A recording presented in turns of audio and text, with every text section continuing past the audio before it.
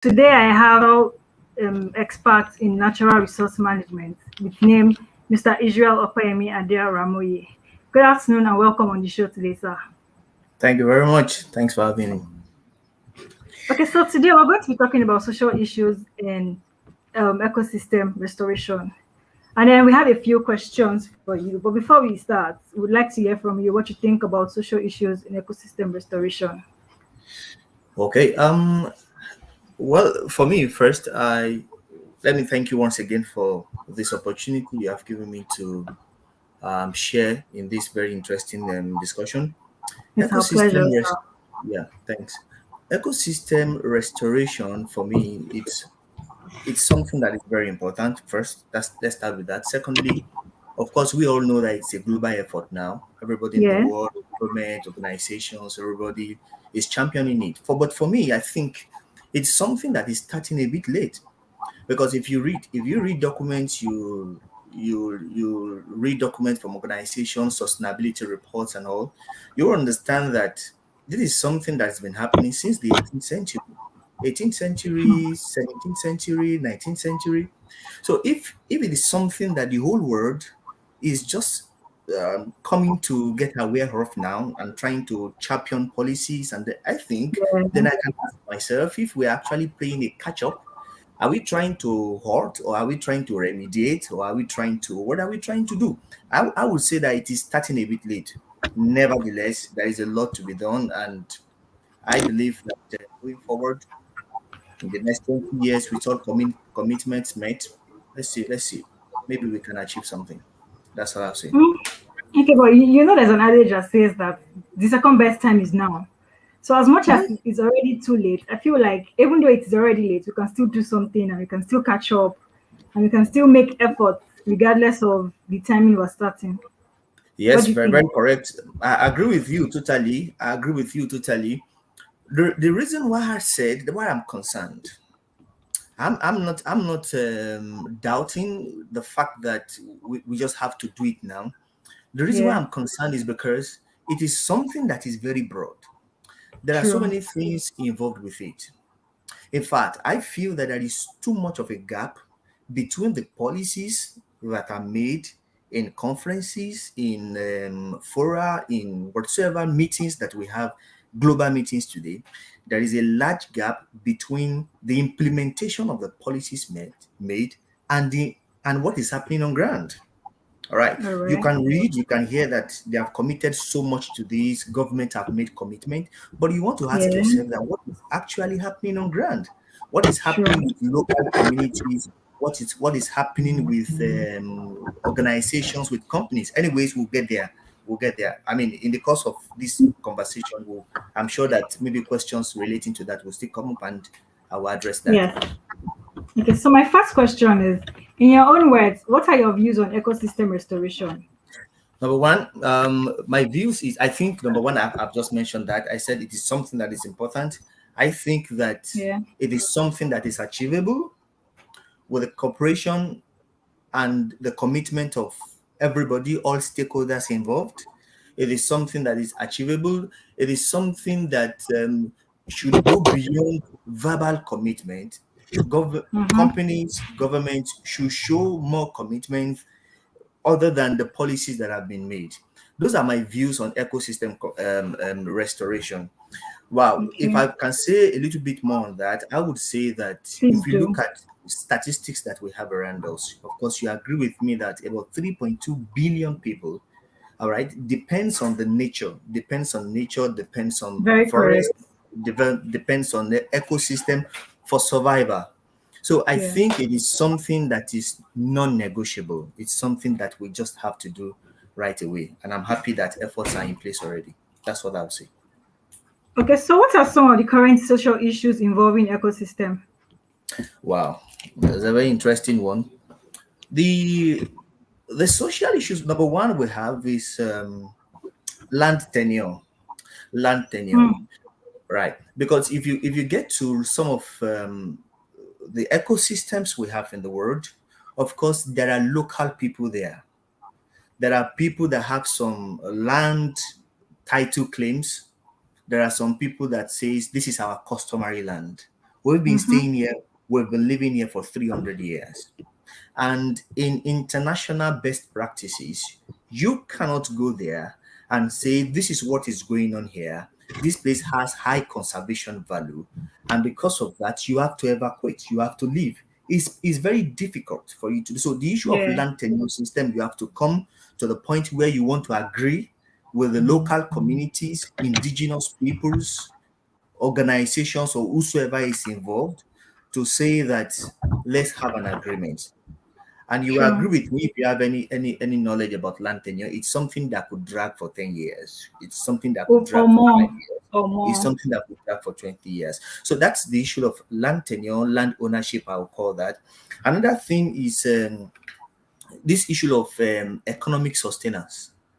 Because like I Mm-hmm. said, local people depend on these ecosystems. They depend on the forest for survival.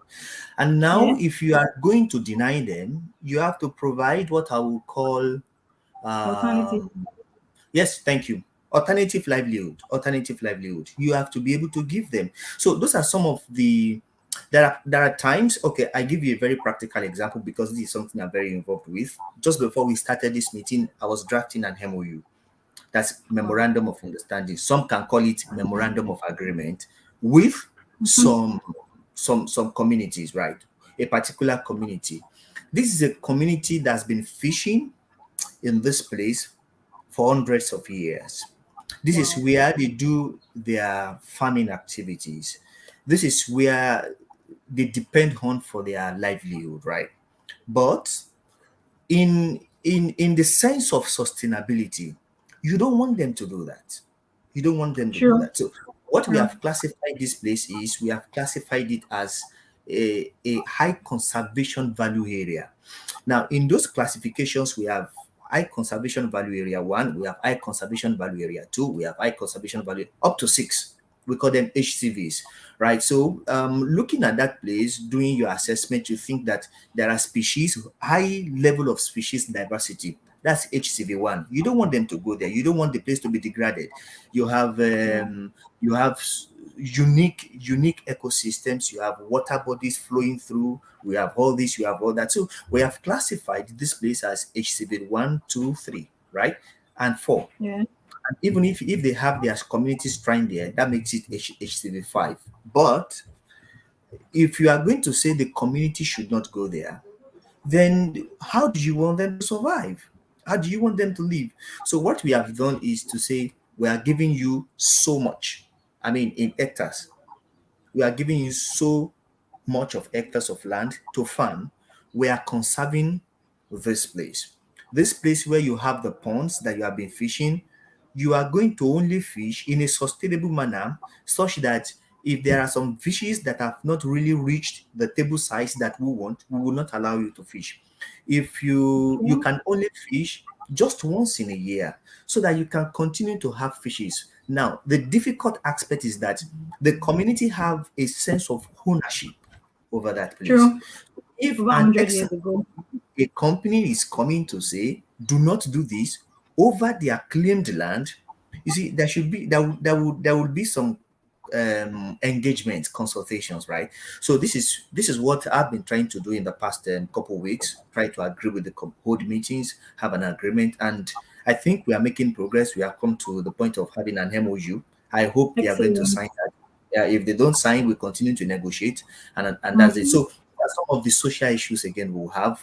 This issue of sustenance. They have to survive, and this and that. Another thing, another challenge we have today is, I've mentioned that, desecration of sites. If a community, and I've experienced this so much a lot in the fields, when you have a community that says, this is where we have our ancestral land, we buried our Wow. forefathers here, we have our shrines here, you are not going to deny them the right to worship, right? So this has given us so much conflicts in the past. So one of the others, okay, broadly speaking, now we have conflicts over land, conflicts over livelihood, economic livelihood, conflicts over a place of worship, and all other things. Another social issue that we have is, companies coming. If you have companies, agricultural production companies coming in, and then you are taking over land, so much you are going to pay so much less. This has also generated conflicts in the past. There are so many social issues that we have today. The one that bothers me presently now, before I stop on this point, is the issue of migration, right? When people that have grown up in a particular place do not have confidence, that's a very big social concern, right? When they do not have confidence in their ancestral land and they begin to migrate. In the course of the migration, there are criminalities, all sort of criminalities coming in everywhere. These are some of the issues that I'm also trying to address in some way. So those are some of the social issues, among others. They are not exhaustive, anyways. Thanks. Thank you very much for answering these questions rightly. I'll move on to Thank the you. next question, which says, Okay. are there possibilities of conflict among stakeholders during a restoration project?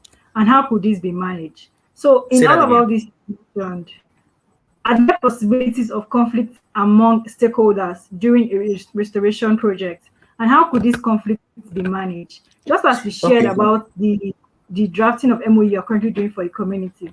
So all of the mhm. conflicts that you have come across in this project at the moment, how are they being managed? God bless you. So I like that question. The Let's identify the stakeholders first. We have to know Sure. stakeholders that are possibly going to be involved. Number one, you have government sometimes are involved. They are stakeholders. We have local communities or indigenous peoples, as you might call it. You have private organizations, companies, and all of them also getting involved. These are some of the stakeholders. We have in that supply chain, if you are talking about private organizations, we have people that are buying from you, like from the world body. If you look at that supply chain very well, they are also stakeholders. We have several stakeholders. Are there conflicts? Yes, there are conflicts, and there will always be conflict. Who the those that are at the center of this conflict or these issues most of the time are the local people and businesses. Let's use the word businesses that are coming to those area, right? Yeah. We have forest conservation organizations that are also using. We have logging companies that are operating. We have oil palm companies that are in operation. We have so many of these companies that operates on large area of land. When we're talking of thousands of hectares, these are stakeholders, and there has always been conflicts, and there will always be conflicts. So for some of the conflicts that we have encountered in the field, how have we been managing it? Number one is through consultation, right? Even that is even before the project starts. And in the field, in the field of oil palm, there is what we call free, prior, and informed consent. Did you say Um, oil palm?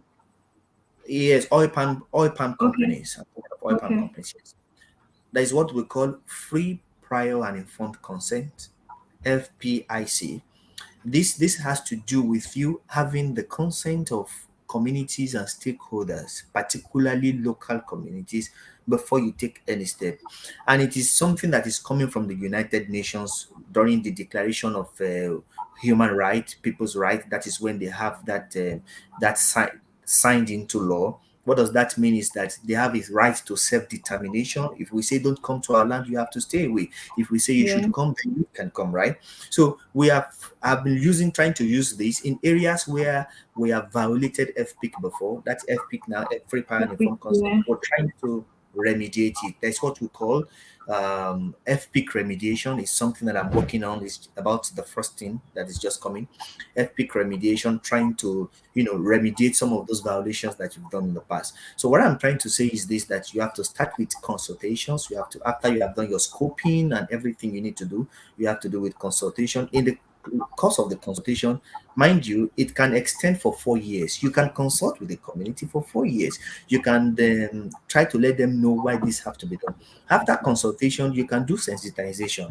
Sensitization is trying to educate communities what are some of the possible consequences of what is on ground, what is the importance of this to your future, to your sustainability? What do you stand to benefit if you try to conserve this, or if you try to look at it from a different perspective? What are the what are the things that you have to be looking at? Right.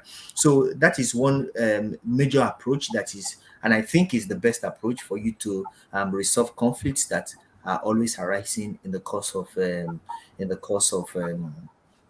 restoration projects. Right. Another thing that you have to do in the course of that, or we have to do in the course of that, is the place of trust and assurance. Right. Trust and assurance. And when how this can come in is through agreements. Right. Like I just told you, we have MOU, we have MOA, as you may want to call it. We have Yeah. certification bodies coming in. If there are certification or guiding organizations or initiatives coming in, it's just for the local community. Can I tell you that local communities always have this sense of inferiority? They feel that they True. do not have the education, they feel they do not have the exposure, and every external body that is coming in, they feel that they are coming to To attack shortchange them. them. Yes. Of course, so you have to build trust, you have to build commitments, and when you are able to establish that, of course, they are going to open up, and then you make progress on that. To answer your question straight, of course, there are conflicts, different kind of conflict. There are conflicts that generates into killings sometimes. So bad. Wow. Yeah. And are they being solved? Yes, they are being solved through consultations. Yeah. Okay, thank you very much for proper solution to that question. Then the next question is about synergy between stakeholders. And how do you think a great synergy can be formed among relevant stakeholders in consultation for ecosystem restoration? Yes. The first thing, some of the questions I think I've answered them. For this In question, the I think previous I've mentioned question, it. Yeah. yes, you mentioned But some of it. I think that how can we build synergy? How can we build synergy? To build it is not something that one person can do. All right. Okay, Now, let's start like this. Ecosystem restoration cannot be achieved in isolation. It's not true. possible. All right.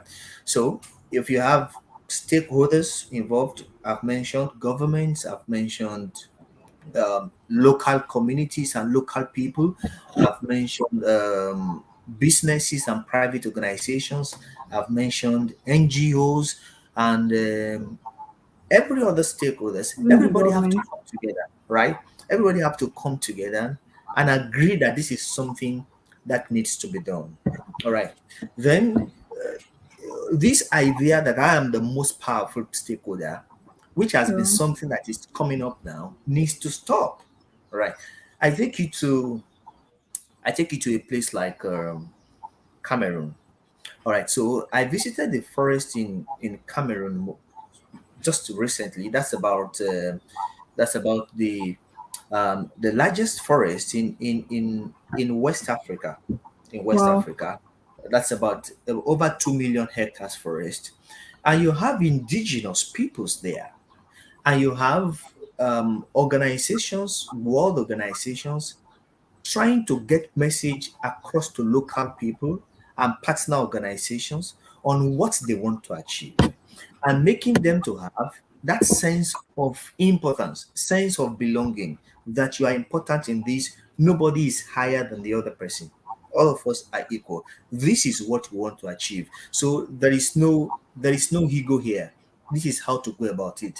The end result is that we want the forest to be restored. We want this ecosystem to be restored. So when everybody comes down and there is a common agreement, that is the number one strategy to having a synergy. That's how we say.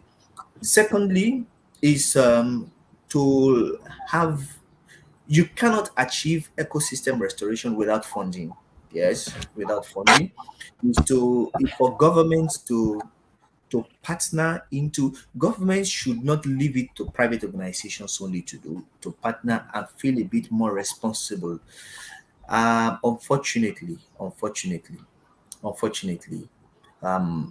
I'm not proud to say this, Mm-hmm. but our governments, not only where I am particularly in sub-Sahara Africa, do not feel committed. They are quick to go to France for COP meetings.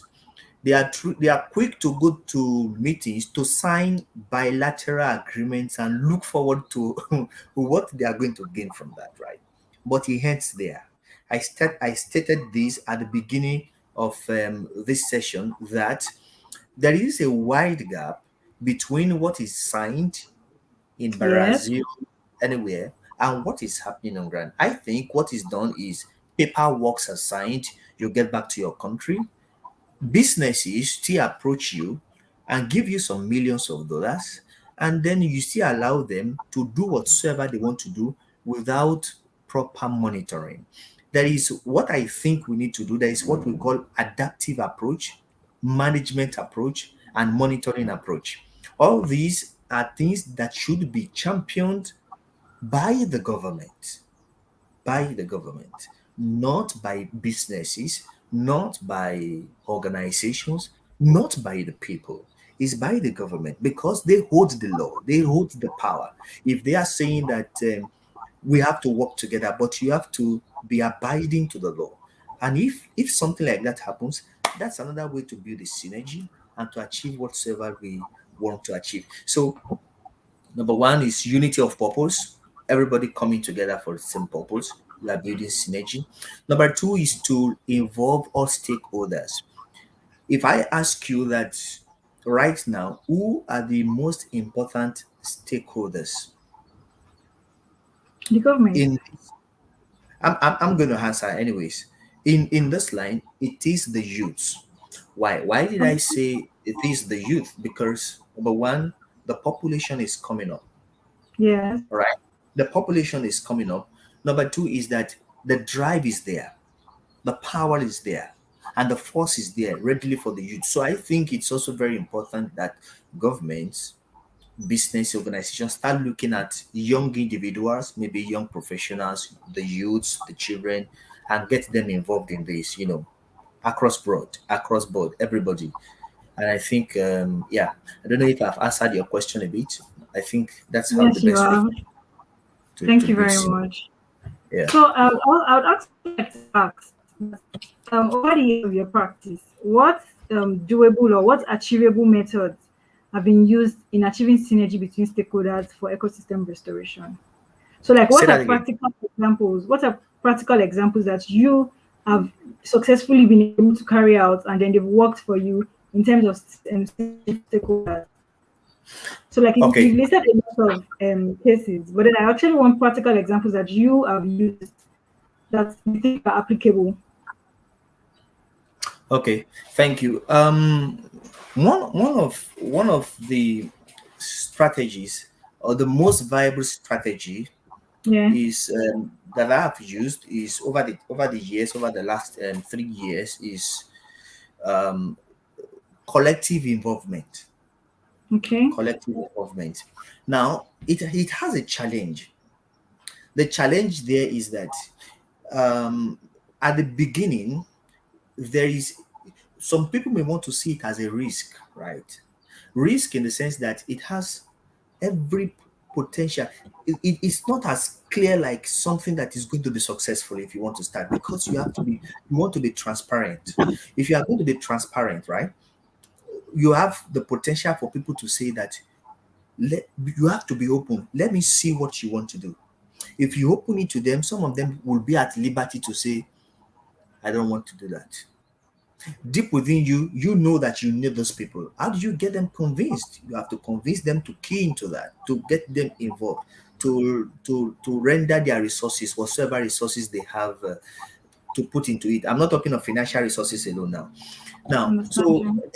that is I think that's the starting point. This sense of collective involvement with it. The driving force for me, I'll tell you, Toyosi, the driving force for me, the starting point is you know the poverty index of the world, right? So high. I cannot quote a direct figure. And I know that about if I can put to you in figures how many people depends on the forest for survival. It's alarming. So many people staying there in the forest to survive in billions, directly or indirectly. Now, using that poverty index as a driving force for you in ecosystem restoration, you have to be open. You have to pay sacrifices. I tell you, I'm not going to mention names now, but if I tell you some top sourcing companies in the world, if you tell them to make certain commitments today, they don't want to make the commitment because it doesn't make economic sense. It doesn't make business sense for them. But you have to be open. You have to make the sacrifice now. Make the sacrifice. It's not about profits. Businesses need to know that it is not all about profits. In fact, maybe I can say this to the whole world. Ecosystem, ecosystem restoration cannot be achieved when stakeholders are still looking at what they are going to gain in True. Very true. recognition, in popularity, in financial profit. You cannot, we are not going to achieve that. But and even government should not look at what they are going to gain in terms of partnership with other companies to gain loans or to gain money, but rather everybody should look at a sacrifice, all stakeholders, that we have to make to achieve something going forward. So if you already know that there is no potential for gain, that is all about sacrifice, then maybe if we are looking at 10 years to achieving ecosystem restoration or our target for ecosystem restoration, we can achieve it in 8 years. If we have 20 years to achieve, we can achieve it in 15 years, right? So that's the way I see it. So what I've said, my answer is that it is um, all around inclusion. Collective Everybody involvement. thank you, that's the word. Collective involvement of all stakeholders, and not after you've started, before at the commencement stage, when from the time that you are conceiving, for the time from the time that you have identified the place. Let me go direct. If you have identified this place that I need to reforest, or I need to conserve, or I need to, I think one of the mistakes that we are making in the world now is that we are looking at ecosystem in the sense that you are trying to hurt something. You want to hurt. I mean, put a stop to degradation. Yes. You want to strictly conserve this, but then it is beyond that, because I've mentioned to you that if you are strictly conserving this and you are saying don't go there, and the people are not going to have a means to survive, it is not a good practice. Internationally, it is not a good practice, right? So it is for us to be able to come together and say, this is how we want to manage it. And from the time that you are conceiving this idea, that you are identifying this place, for instance, this place has a potential for high carbon stock. If it has a potential for high carbon stock, and this is what I want to do. Right from that moment, you have to cut across, do your scoping, identify all your stakeholders, bring them together, share your dream with them. Some of them is going to say no, expectedly. Local communities would say no. This is our land, It's don't not come always there. better, yes. All right. But from the point of saying no is for you to start negotiation, start discussing with them, regardless of the number of years it's going to get you. That is how we can achieve sustainable restoration. Maybe that's one word we have to be looking at: sustainable restoration, Sustainable not just restoration. not just economic. Consistent I mean, not just ecosystem restoration, ecosystem but restoration. sustainable ecosystem Restoration. restoration. Thank you. Restoration. Yeah. Thank you very much for this enlightenment. And I would like to have your final words just before we end the session. Uh okay. My final word will be, I want to appeal to everybody across board. And I'm going to start with you. Yes, because I'm aware that you are a forester, right? Yes, I am. Of course. So you have to start by seeing it as something that must be done beyond joining in a global discourse. Beyond that is for you to take a responsibility, right? And say, put yourself in that place of responsibility. Let it start with us. So that is going to be my advice to you. Now, to everybody, to Mm-hmm. government, Government should feel more responsible. Right. It's a pity we don't have enough time. If I've given you figures about right now, if I've given you figures, it is going to tear your heart. Perhaps it's going to make your heart to jump to the tip of your sleeves, right? Because if we say we have about 7 billion population on the world, and about 2 billion, 3 billion are exposed to the effects of climate change right now, and we what we are even looking at is how to hurt it. We are not thinking out of the box to look at other options. Then the world is in trouble. Is in trouble. Now, if the world is in trouble, how many people, beyond hearing it, how many people have actually thought about that the world is in trouble, and how can we salvage it? Well, the government should feel more responsible. The government should make businesses accountable. Don't say True. that they are paying tax of $3 billion in a year, and because of that, we cannot cut them away. You have to cut them away. I'm happy with what Greenpeace is doing, and I'm happy because today Greenpeace is 50 years. Greenpeace is Wow. an organization that calls businesses that are doing their operation in an unsustainable manner, uh, are calling them to order, are reporting them, are making them not to not are making people not to buy their products. And I saw a clip as I'm going to close. I saw a clip in DRC. Um, I don't know if it is iPhone. Do you use iPhone?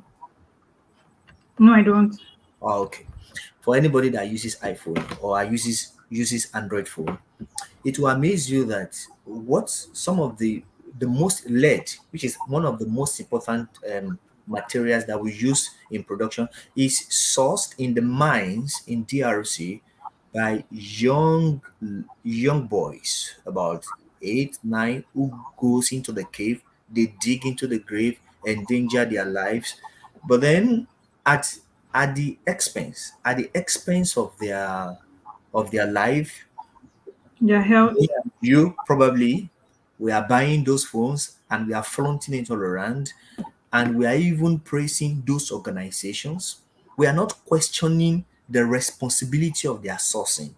We are saying, oh yes, that organization is making, we are hearing that this kind of phone. You are not we call it responsible sourcing. You like candies, you chew candies, you do this, you do that. You don't know how much of deforestation is going on in Ghana and in Cote d'Ivoire, in Nigeria, to produce cocoa that we send to that place. And all we are concerned about is just to chew those candies. We don't want to know where it is coming from. And then we begin to, I'm not going to mention all those word companies, I have them in my head, I'm not going to mention, but then we begin to praise them, right? We begin to praise them. We don't know that they are killing the future of the earth, and they are exposing local population, indigenous peoples, to untimely death and harsh conditions in whatsoever way. So we have to have that sense of responsibility. Government make businesses, let them be more accountable.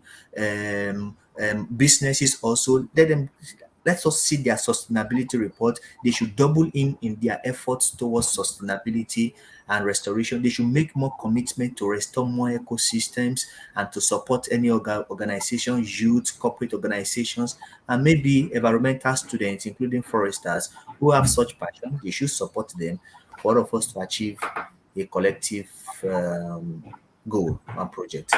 That's what I would say. Thank you very much, Mr. Israel. Thank you My for pleasure. sharing your wealth of knowledge with us on sustainable ecosystem restoration. That's the new word. Thank you very much. We appreciate Thank your you. time, and I have learned, and I hope my audience too have learned from your your responses to the various questions. And I would like to draw the curtain here today. And I'm grateful for you to set out your time to join us. We hope that next time we call on you to continue, because I see that you had a few other things you need to talk about, but because of time. And sometime soon again, we'll reach out to you, and we hope you will accept our invite and join us on Green Talk by EdenWorld next time. Thank you very Thank you. much. Thank you. Thank you. Thank you. Thank Thank you you. everyone for joining this afternoon, and it's going to be a wrap from Indian World Initiative today on Green Talk. I hope you have learned a lot today, and I I would like to tell us and encourage us to join us next week as we have other sessions and we have other people talk to us on Green Talk. Have a good time. Bye.